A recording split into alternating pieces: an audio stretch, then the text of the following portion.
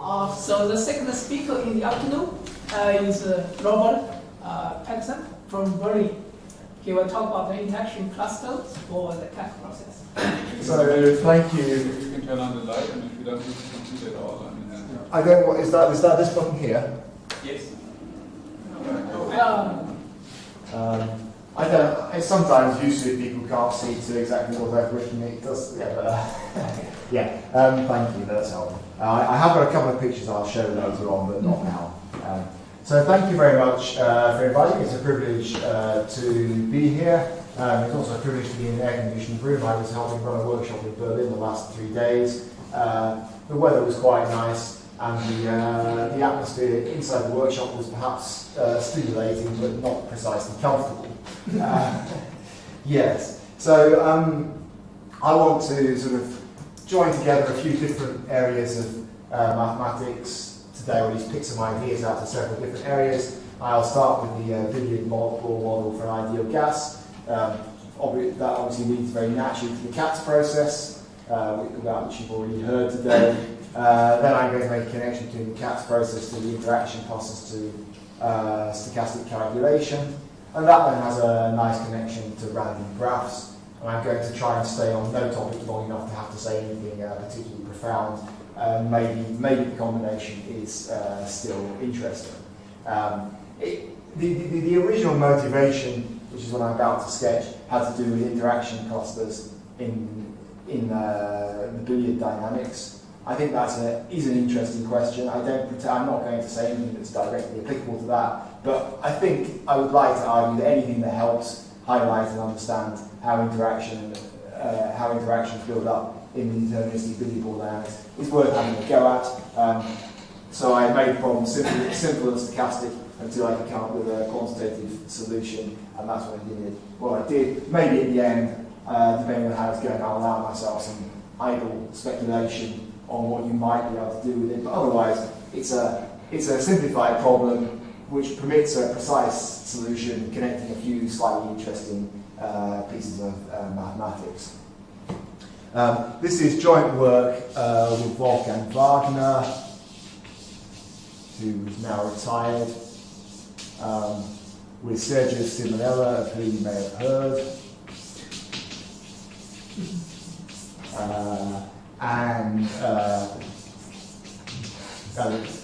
Daniel Heydecker, who is a PhD student of James Norris in Cambridge.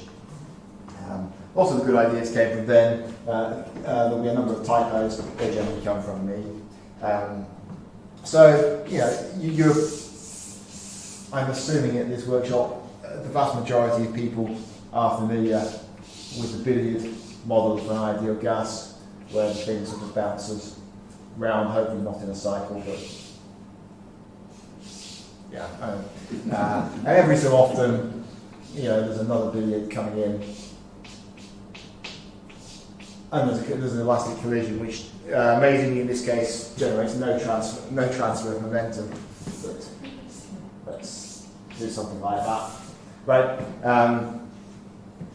So these are perfectly elastic balls. We have to do something on the boundaries, or at least if I want to be able to simulate it and have something finite, I need to do something on the boundaries.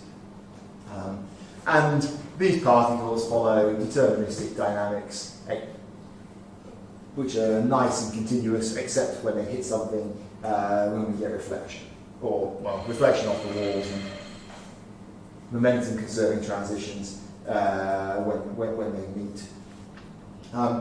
So what I want to talk about are the interaction clusters. So we say that two billiards, and I imagine I will start calling them molecules at some time, are T neighbours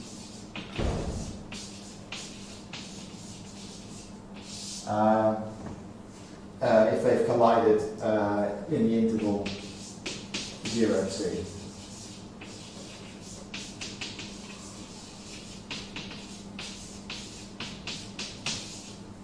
So that's a perfectly well-defined relationship.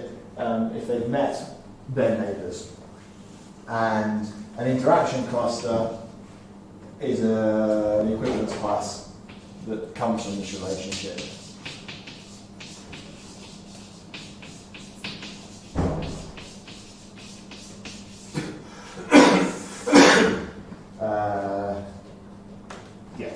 Is a connected component of the T-neighbour relationship. So this is not quite the same as an infection model because it kind of propagates in two directions because it's the connected component.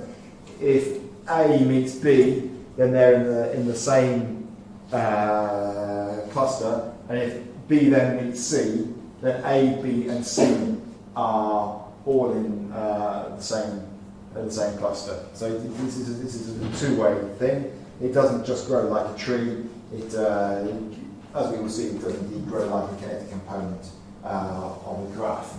Now, I think the idea, I suppose I'm not going to pronounce the name properly, goes back to Bogolyubov, this study of clusters, and you can see each cluster as an independent dynamical system. They're not independent in a probabilistic sense of each other because for finite n and finite radius, not having had any interaction is giving you some information about their respective distributions. But as a dynamical system, if you know that you have 5 particles which have had some collisions with each other and no collisions with anything else outside those 5 particles, then you can write down the dynamics. It's a standalone system. And if you have a solution to the Boltzmann equation, you can formally write down the behaviour of these clusters with some sort of tree expansions. You have to know the solution to the Boltzmann equation, but once you do that, you can write down in the limit, so in the Boltzmann graph limit, you then can write down kinetic equations for the population of clusters and cluster sizes. And what you see is, I suppose I should write some of this down.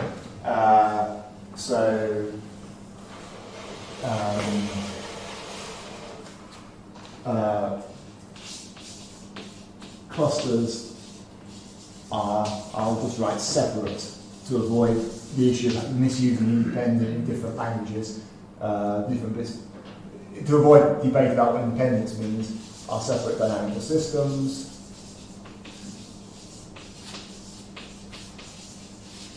And you see, you can get a kinetic equation for cluster sizes.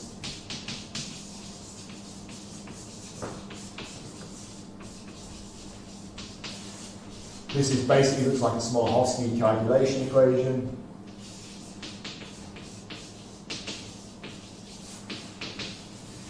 And what's somewhat interesting is you see a phase transition or emergence of the giant component just before the mean free or around the mean free time.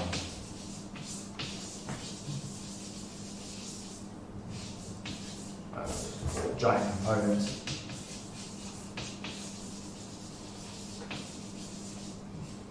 Component approximately at I should just write T mean free time for the mean free time of the gaps. And so if you when I think about it, you see something like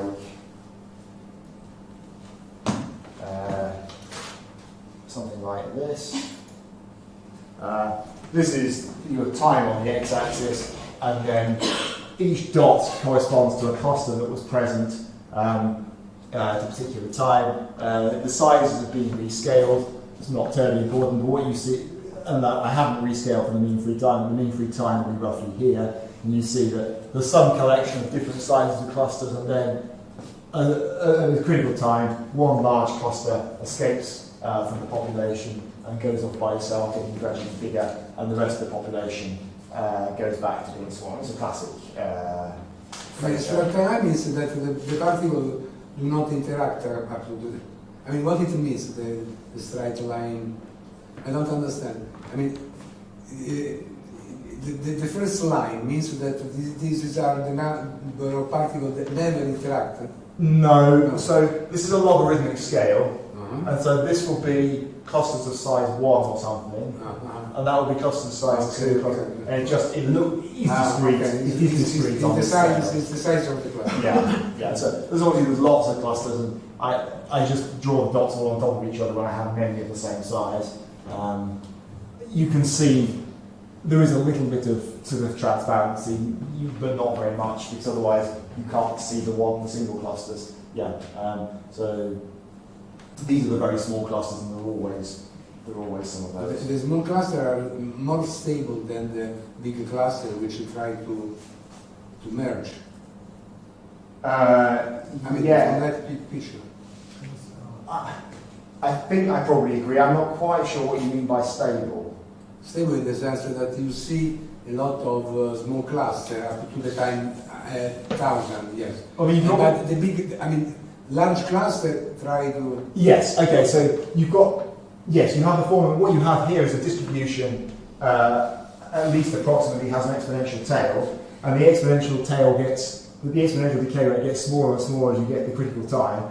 At the critical time, suddenly you have a power law distribution, and the one particle escapes from the power law distribution, and then it goes back to having an exponential tail. So yes, you've got various particles getting big, and they're sort of eating each other up. I don't have a good biological picture for that, but anyhow, and eventually one of them gets everything. It's sort of the winner keeps all. Am I reading the graph right? So for a fixed T, you have a dot for basically each cluster? That's right. Above that T. So it's the size of yeah. So you see, first of all, you see the distribution getting wider. The one particle escapes, and then that keeps growing while the rest of the distribution becomes a bit narrower. There's some small ones. Yes. And I will connect this to the Heydecker graph phase transition later in the talk. Yeah. So this is what anyway. So the phase transition or giant component, it comes out at about 1 million free time. And so this is these clusters are fun things to look at. Talking to Sergio and Wolfgang, we realised we could do some mathematics for it. So we did, and that's what I'm going to talk about today. Now, of course, actually doing rigorous analysis for the billiard ball model is a difficult problem, and there are people in this room who have had some success doing that. I'm going to leave that to people who are better at that than me, and also whose scientific training didn't consist of writing Markov chain Monte Carlo simulations, which also was a. So I'm going to say there's been a very successful, easier model for this kind of problem. This is what we tend to know as the CAPS process, the stochastic model with exchange of momentum. Although, while I'm talking about that, so let's say a stochastic model, because it's simpler. Well, I don't think it's simpler, it's more tractable, let's say. And I suppose I don't have to spend a lot of time convincing people in this room that the CAPS process really is a good approximation for the billiards, as long as you're sensible about what questions you're asking. It's tended to work very well, and the results I've checked, I have checked quite a lot of my results numerically, both doing molecular dynamics and doing the CAPS, realising sampling the CAPS process, and the results are very, very close. I mean, we're talking about better than 1% on the cluster distributions and things, so it really is legitimate to go from one to the other in this case. So we want a stochastic model. Before I talk about CAPS, I should probably, first of all, mention Leon Tovich, who, about 1935, in a Russian language paper, introduced a stochastic collision and momentum transfer process. He still had some position in there, so I assume this is the non-homogeneous sort of CATS kind of process that came up in one of the questions this morning. So that was the Tolich in 1935. Then I have looked at the paper. I have my information from Wolfgang Wagner, who did speak Russian. Yeah, I can't say very much more about that. And then, of course, we have Katz, who in 1956,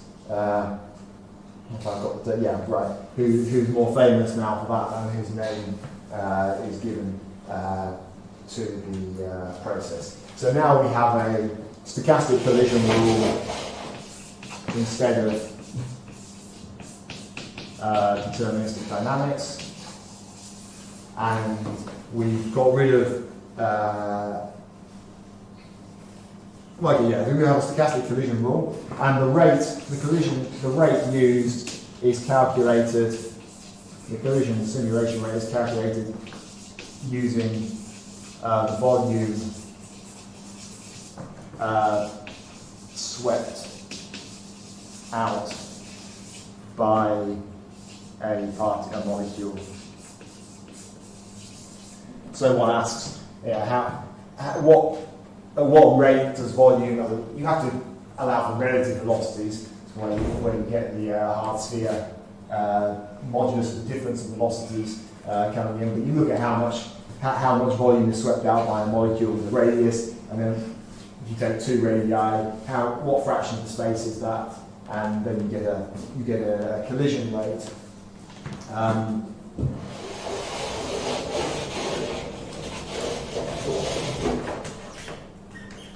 Okay. And then so the CATS model is a well mixed. We're moving to a well mixed or spatially homogeneous setting. And as I said, it's easier to analyse, but clusters still make sense.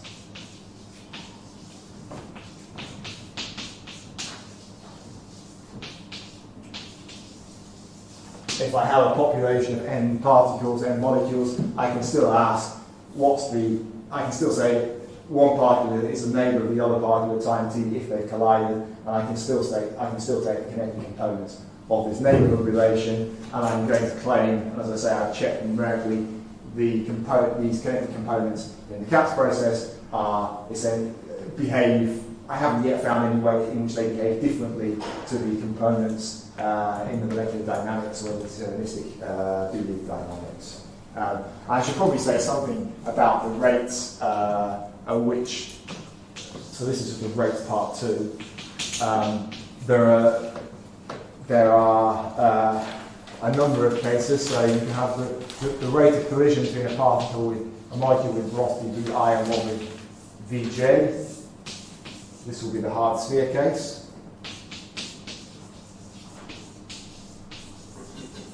There's a 1/n scaling that comes from the there's normal in a kinetic particle system. You can rescale time, but the idea is there are n squared or the n squared pairs of particles. So if I scale the rate down by n, each particle experiences collisions at rate 1, which is what we would expect. You can have proportional to y over n. That would be Maxwell molecules. We heard this morning about what kind of models for potential interactions might lead to that, and you can also, this is something that turned out to be very convenient in what we were doing. It's also quite nice to look at the I don't think very hard or super hard. I'll even take votes and go with the majority on very or super. Did we have super? Super for very? Super?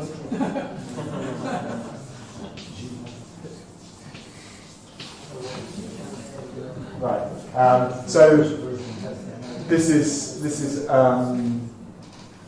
as we heard this morning, this also is something which is looking very like it. Has been used a little bit by Sergio and a few other people too. It is indeed algebraically much more tractable, so I can factorise that out. So they're different. What I'm actually going to call it is quadratic. And I think of this as being exponent 0, this as being exponent 1, and this as being exponent 2. Right. So that's the CAPS process, and it has a state space. You have some collection of particles, Vi. Right. I want to talk about the cluster. So I have each particle belongs to a cluster. So if I have n particles, n molecules, each molecule has a velocity and it has a cluster label. I'm going to call the cluster. I'm going to give the cluster integer names, but you could take your favourite list of person names, country names, flower names, or whatever else. So Vi is in R to the D. Mostly I should just think of R to the 3. And Ci is an integer, doesn't have anything bigger than n. And with the transition now for the process, including the cluster, the jump, if you like, is a particle ViCi and another molecule VJCj. They collide, and then we end up with Vi prime, and then they both get the label, which is just, I'm just going to say they get the label which is the smaller of the two cluster names. Clearly, any sensible rule will work there, but this is a nice rule. And Vi and Vj are just the product, the new velocities after a stochastic collision. So we've seen you pick a unit vector on the sphere, take that as the axis of collision, and then you mental energy conservation. And the rate, which I've just been talking about, I will call B, and it's going to depend on the distance between the two particles and the matter of scaling divided by 2m. So they're the dynamics. It's the state, the jump, the rate of the jump for the CAPS process for the momenta with the cluster labels. How fast do the clusters merge? Well, I mean, that's just a sum, but it has an interesting structure which is important. So, suppose I have two clusters, say cluster K and cluster L. So I need to know, for a cluster to merge, I need one molecule from one cluster to collide with one molecule from the other cluster. So I'm going to have to sum over all I such that Ci equals K, and then I'm going to sum over all J such that Cj equals L. So that's all molecules in cluster K and all molecules in cluster L, or whatever B of Vi minus Vj is. Now, this is where these three expressions come in. If I just take B to be of this form, to be constant, then that's just the product of the two sizes of the clusters. If I take the hard sphere interaction, I get an intractable, algebraically rather intractable expression. If I take this quadratic, well, I can expand the norm squared of the difference as norm of this square plus the norm of that square minus 2 times the sum of the dot products. So in fact what I'm going to take is, at least to start with, B of Vi minus Vj is going to be kappa, which corresponds to a constant times the Maxwell interaction, plus, I'm sorry, because there's only a finite number of letters, we've seen gamma already today in a related context, but I've been using gamma here as my constant. So with this expression, I can do something sensible here, and I can write the rate of interaction of two clusters using the mass of the cluster, as I said, the number of molecules in it, using the total momentum of the cluster, and using the total kinetic energy of the cluster, but without having to track the individual velocities of the molecules within the cluster. And this is how I'm starting to build the bridge towards calculation. So this is 1 over 2n, the double sum of kappa plus gamma vi squared plus vj squared minus 2 vi dotted with vj. And that, so this is the sum over I, the sum over j with the same restrictions, which is equal to, as I said, 1 over 2n kappa times the number of molecules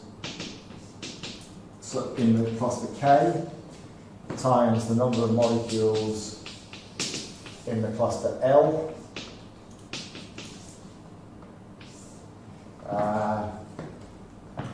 plus gamma times the number of molecules in the cluster J. So this is just, here now I've got a sum over I and a sum over J. So if I take, right, I better finish writing that, times the kinetic energy 2 gamma 1/2, now I've got Vj. So here I'm summing over I times Vj, well I, just on that one term, I am just summing over 1, so that's the number of molecules in the I'm sorry, that shouldn't be in the K cluster, and then I sum the energy in the L cluster. I get a symmetric term for the I get the same thing the other way round, so the number of molecules in the L cluster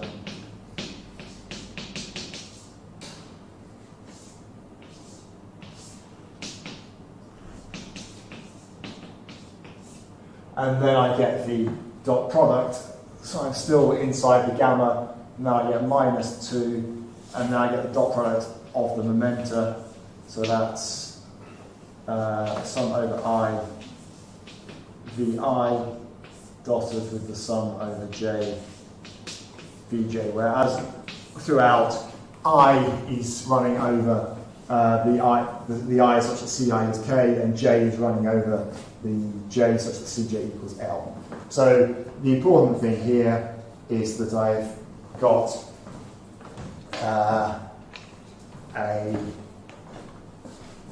what I would call Mk, the mass of cluster K, the mass of cluster L. This is again Mk. You could call this EL, the kinetic energy in the cluster L. Then now I have ML EK, and this you could call something like P, the momentum in cluster K, and the momentum in cluster L. Now I need to wipe some space.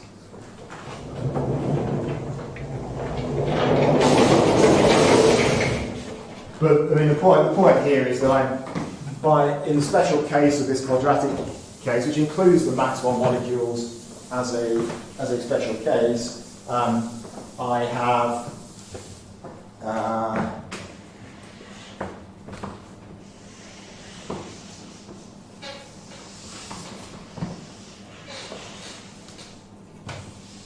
I've got an expression now which is much simpler, and you can start to see how I can now see these interaction clusters as just being coagulating particles with three properties, namely mass, kinetic energy and momentum.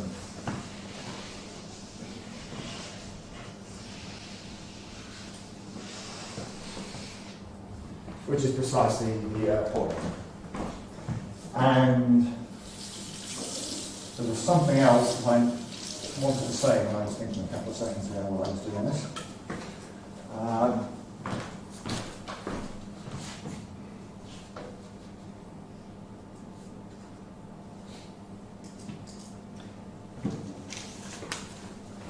But in any case, what we notice is that MI, PI, EI,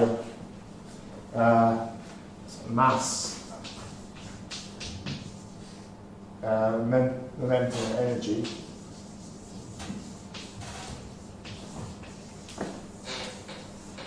are sufficient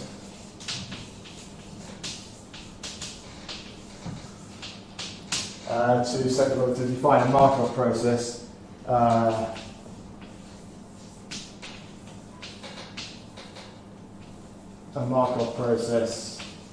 for the clusters.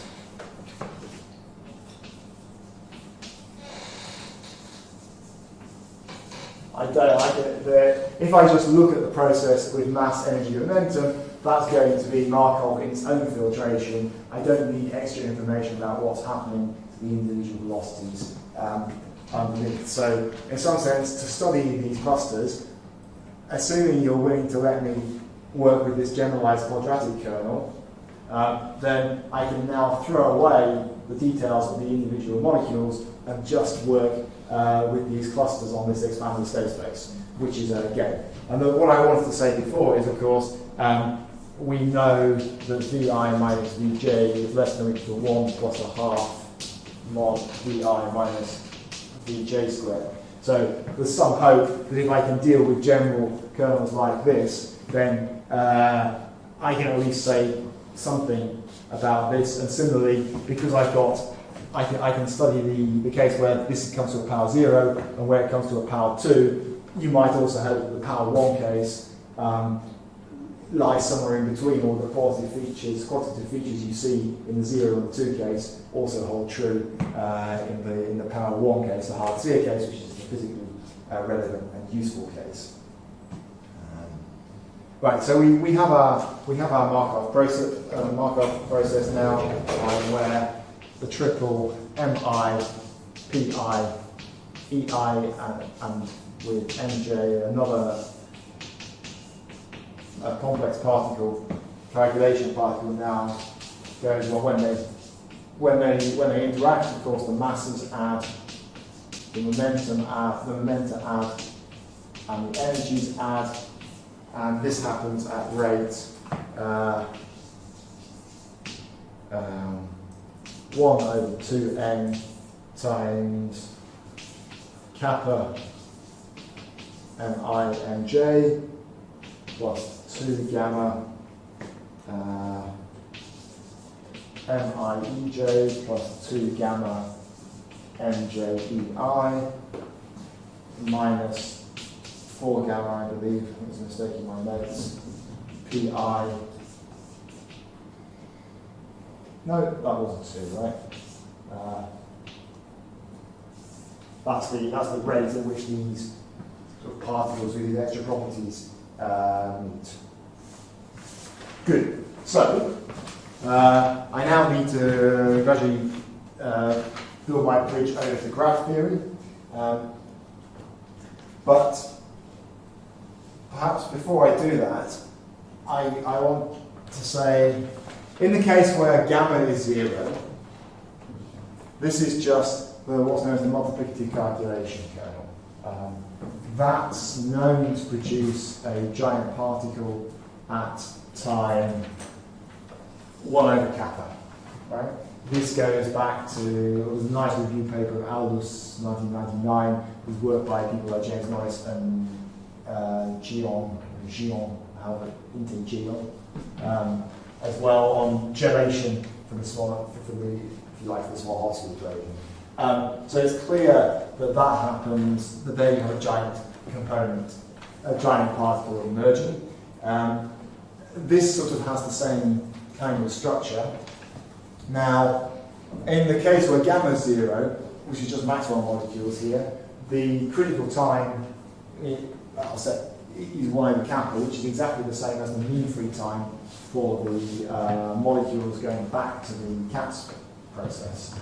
Now, what we started to observe numerically was in this more general case, we thought, first of all, this was true even in the general quadratic interaction, that the mean free time of the particles in the gas sense was equal to the time until the formation of the giant particle.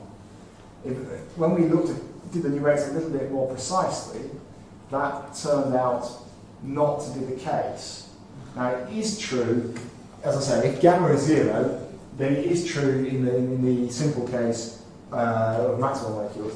In general, what we started observing, the differences were not big, was that T gel or T critical, whatever you want to call it, was less than the mean free time of the associated gas. With hindsight, maybe that makes some sense because it's the fastest particles, probably the most energetic particles which contribute to building the gel, the large giant particle. So maybe you can believe that in hindsight, but this was not obvious to us. This was a little bit of a surprise. That's something we then ended up checking both in the stochastic simulations and also going back to the molecular dynamics, so running the billiard dynamics for large numbers of billiard balls. And it does seem to be, the difference is definitely there. Really what we wanted to do now was quantify the difference and try and understand, try and prove there should be a difference and prove what should the difference be. That was something that, mainly with some good ideas from Daniel Heydecker, that indeed worked. Right, so for that we need the connection to graphs. Now, molecules, well, random graphs. I suppose it's obvious, since it's going to talk about stochastic processes, they kind of have to be random graphs. Right, so the nodes are molecules. The edges are collisions.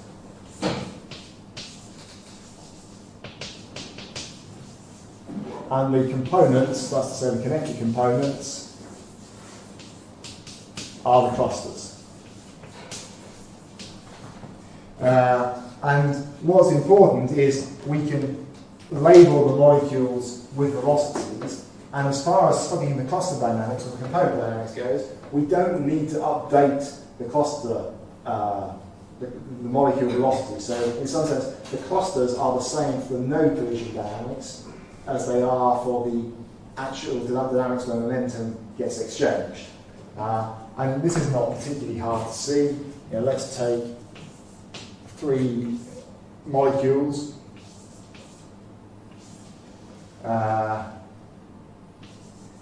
V3, so you can work out that initially there are 3 clusters with mass 1, momentum V1, energy 1/2 E1 squared. Yes, please. So in the general case, is the TGL less than the one in the classical case, or bigger? So if you have gamma there, is the generation time less than the one that is in the classical time? So if you make the kernel, if you make this bigger, then it will gel faster. But if you make gamma positive, the mean free time also drops because you have faster collisions. But yes, it will turn out to be the case. So the ratio is 1 in the case gamma is 0. For the hard spheres, which admittedly I can't write like this, the ratio from molecular dynamics looks to be, just doing the simulations, looks to be about 0.97 or something. In the quadratic case, where kappa is 0, so just the purely quadratic case, then it's about 0.9 or 0.92. So, yeah, that answers the question. I suppose if I did a model where, well, no, I don't know how to realise that model. So if I can't tell you what it is about which I wish to speculate, I suppose I can't really speculate about it. So there are three possible collisions that happen here.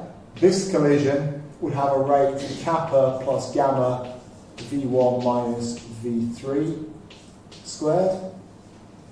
I actually care about two of them. And this has a rate of kappa plus gamma v2 minus v3 squared.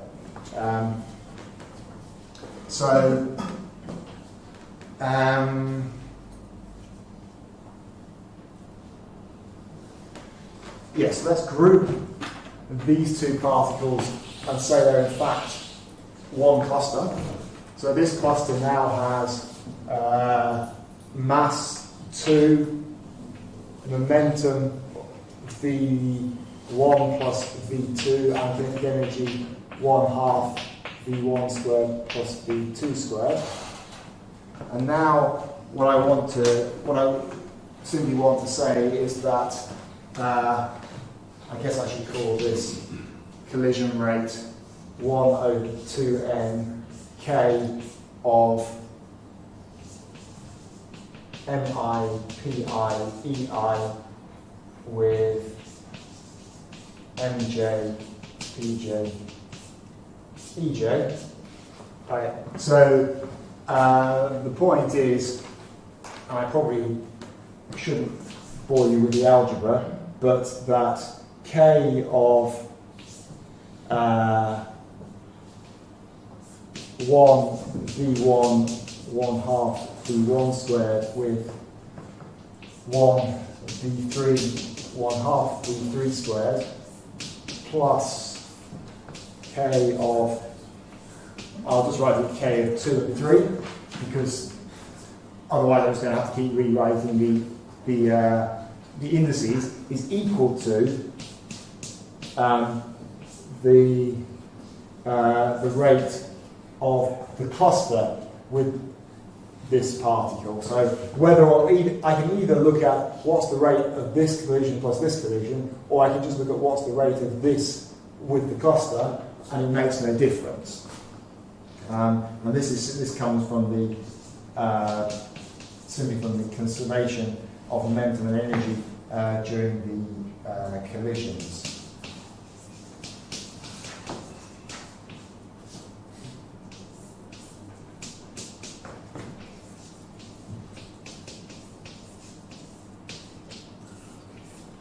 Right, so the point of that is knowing if I have a momentum change between if V1 and V2 exchange momentum while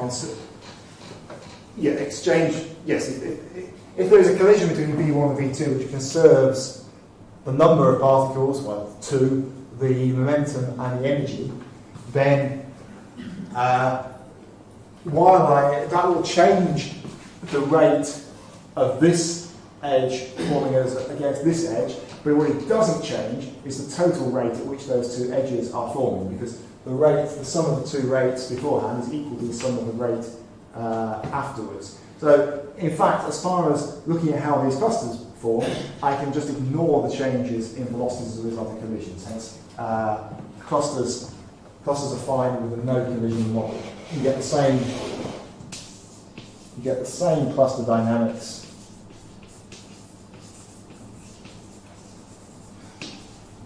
for the no collision model. And by no collision model, I mean momentum doesn't get exchanged, you do update the names for who's in what cluster. And that means... I don't understand. So you're assuming that the velocity distribution at time zero is Maxwellian. So you're equilibrium. No, I haven't assumed that yet. I've never... You say that the cluster process is the same with and without collision. Yes, because I think that's true anyway. Because if I need some moment assumptions on the velocity distribution to make sure the process exists, right? That's not the point of your question. So assuming, let's say I've got fourth moments of the velocity distribution, just to make sure there's no question about limits existing, then if I have three particles like this, then the rate at which they join doesn't depend on the distribution. I'm not making any statistical claim. This is an almost surely pathwise. Well, sorry, that's a repetition. It's a pathwise check, so that would be true almost surely. It makes no difference. I'm still essentially in the finite n case where I actually have a stochastic process where I can look at what happens. And in that case, the distribution of momentum between V1 and V2 changes which of these edges comes first, but it doesn't change the time, the distribution of the time at which the first edge comes. And so the way the cluster gets built up, and you can extend that argument to bigger and bigger clusters, but the rate at which clusters merge and the distribution of the times at which the clusters merge doesn't depend on how the velocities are distributed within the cluster, as long as the cluster has the correct mass, energy, and momentum. So what I want to do now is exactly go to this no collision model, and I've already sketched what the graph is. I've said it's nodes and molecules, and edges are collisions, and connected components are the clusters. So the argument I'm trying to make is that the distribution of the connected component sizes in a random graph with these rules is exactly the same as the distribution of the interaction cluster sizes from the Katz process. And now I just need to find a way of working out when is the phase transition in that random graph. Now it's a slightly more complicated random graph than the Erdős-Renyi random graph, because now I effectively have a random graph. So I have a random graph with n nodes, each labelled or marked, whatever word we want to use, with a mass, a momentum, and an energy. Well, actually, no, each labelled with a velocity. Right? And so now I need to ask, when do the edges form? Now, edges form, the edge ij is present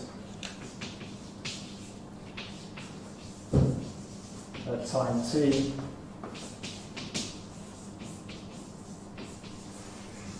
with probability 1 minus e to the minus lambda ijt over n, where, which is of course approximately equal to lambda ijt over n, where lambda ij is just k of 1 vi 1/2 vi squared 1 vj 1/2 vj squared. So the point, my claim now on this basis is that I can simply study the component size distribution as the connected components size distribution for the random graph, where I gradually open the edges so that the edge opening rate is given by that expression, which obviously is defined in terms of the coagulation curve. Now, this is useful because there's a paper by 3 gentlemen, Bela Polash, Svante Janssen, and Mr. Actually, I've never met them either. Either 2 gentlemen and a lady, or 3 gentlemen. No, it's Oliver. Oh, no, yeah, thank you. That was Thing. yeah. And only one. It's not because it's not particularly important. And it's called the phase transition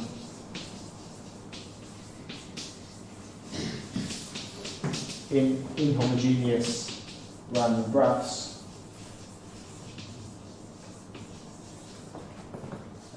Who have calculated exactly when, I mean, for a somewhat larger class of models, but for a class of models which includes the one I've just introduced, where they precisely do calculate when is the phase transition.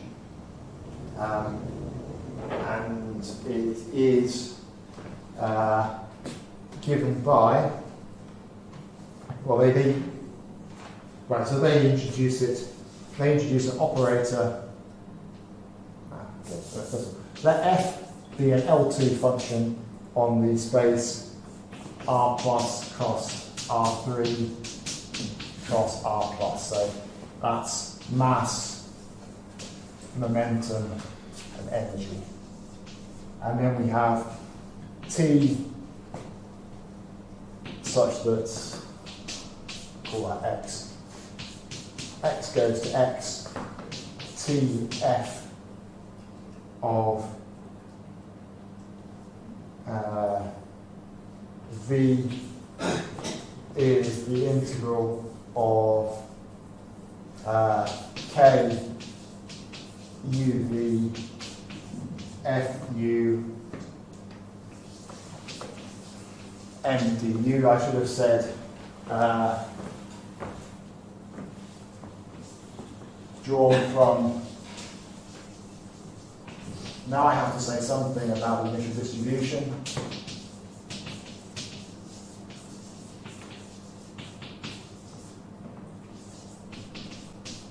Drawn from the initial velocity distribution, which I'm going to call M. I still don't need M to be a Maxwellian.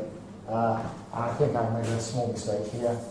That can just be R3, and this becomes K of 1, U 1/2, U squared, 1, V 1/2, V squared, F, V,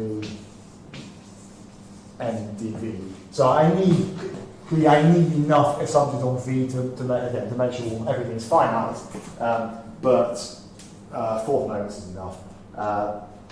So this is the initial velocity distribution from the billiard balls, even because the initial condition of the billiard ball will in general be random.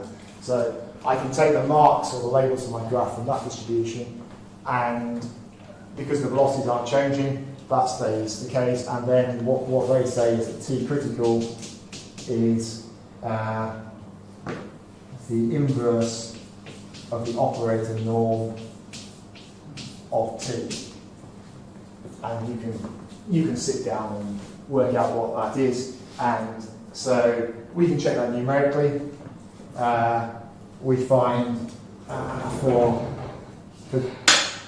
D equals 3 hard spheres. So we can, this proof applies to the general quadratic case with gamma and kappa being whatever I want them to be. That's when we can prove it, and we check numerically that the proof really works. Its dimension depends on kappa and gamma. We can check the formula that we get out really match the simulations of the CATS process, and so that's that. And then the comment is that numerically C critical is equal to 0.97 plus or minus 0.005 times T MFT. And we had to do some work to see that, but if I turn these are now MD results.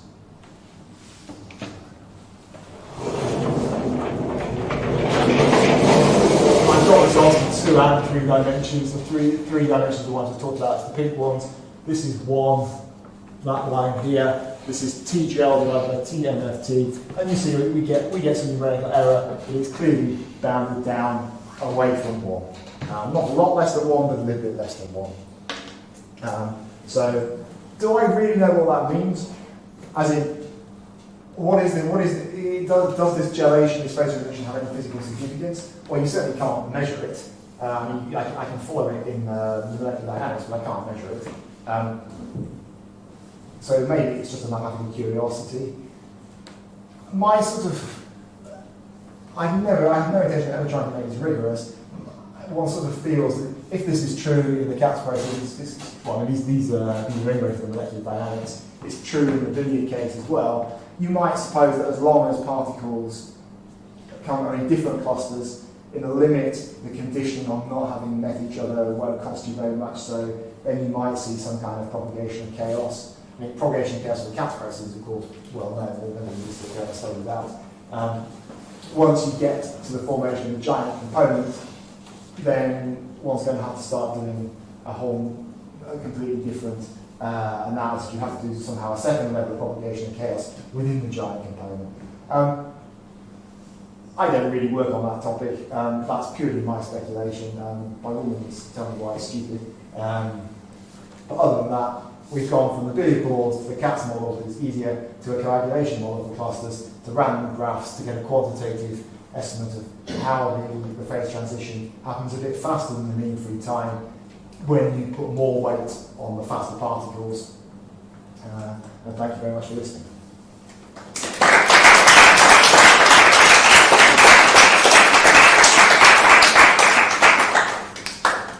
Any question, comments? So, if I understood, so the results depend on having a bound on the fourth moment for the initial distribution? I think the limiting results will depend. So, Because so then what I'm really interested with that is if you take a distribution where the average energy per particle is 1, but you achieve this by putting most of the energy in very few particles. So you have a handful of particles that are very high energy, most of them are moving very slowly.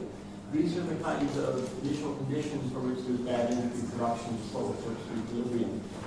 How would the formation of clusters and these have a very large fourth moment, right? Because you put a lot of energy in a few particles. So how would the formation of clusters differ in a case like this? So the average energy per particle is 1, but most of it's carried by a few particles. Does that make the cluster formation go up or down, and what happens?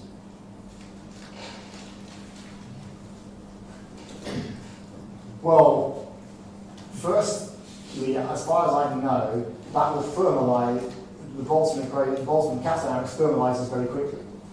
Well, those are the ones that don't thermalize quickly. Oh, they're bad enough. That's exactly how you get bad thermalization. Right. So you take a superposition of two Maxwellian distributions, one that's very narrow and one that's very high, and they don't talk to each other. And they're each happy doing their own thing, and occasionally they interact.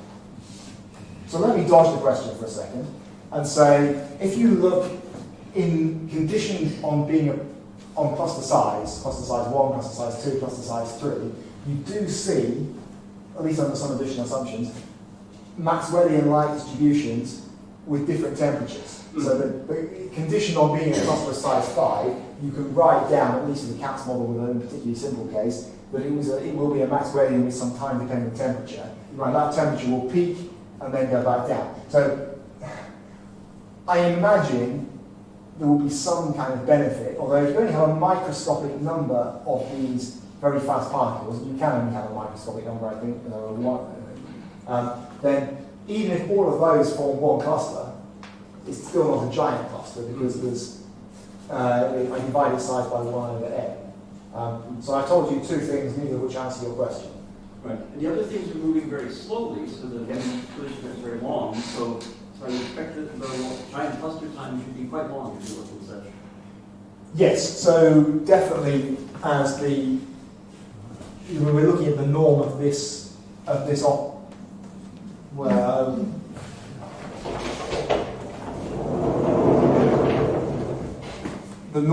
operator norm of this operator, which has got an integral against the initial condition on. So and this expression grows as the velocities grow. So yeah, the colder the gas, the more it changes. Remember, the critical time is a constant. It seems to be a constant time as the mean free time. So the gas gets colder, the mean free time gets bigger, and therefore the giant cluster takes longer to emerge.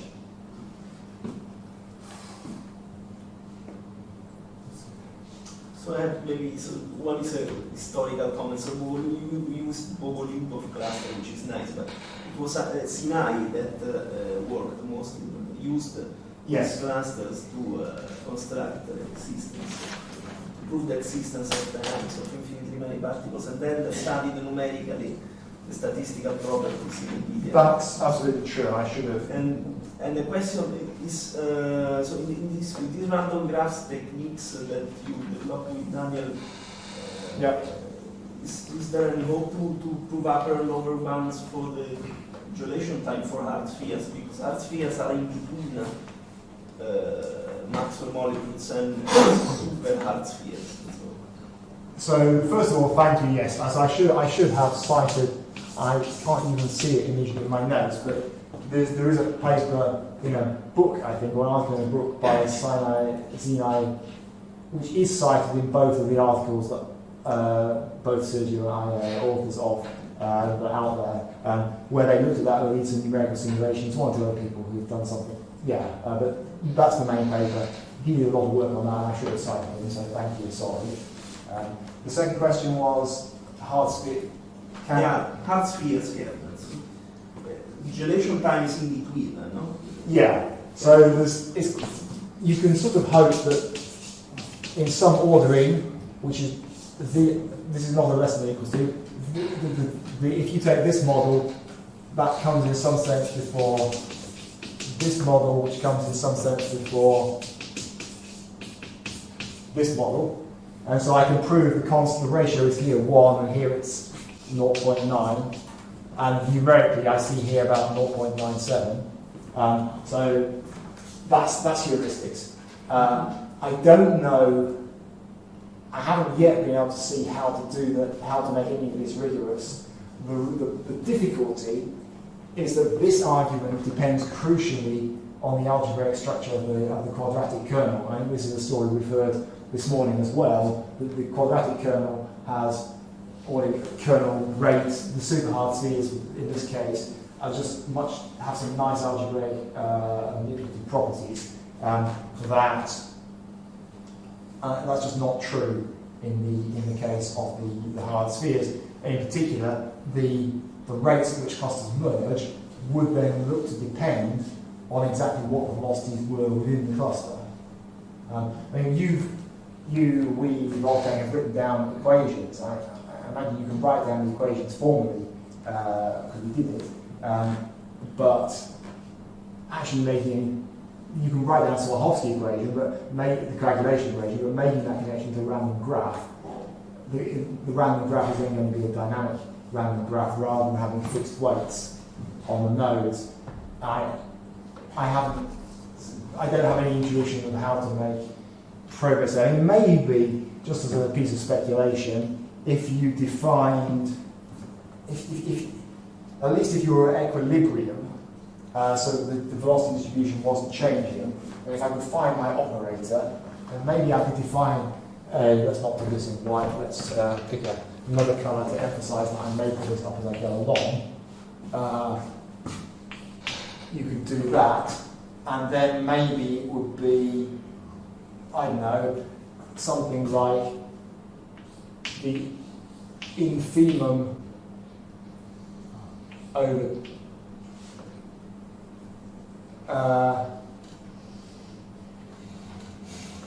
the supremum, say, over T of the time. There's going to be a mistake in this of the operator norm of T S ds or something. I'm some kind of. Okay, so the problem doesn't need to be solved now. We wanted just to know if there is something inside. No.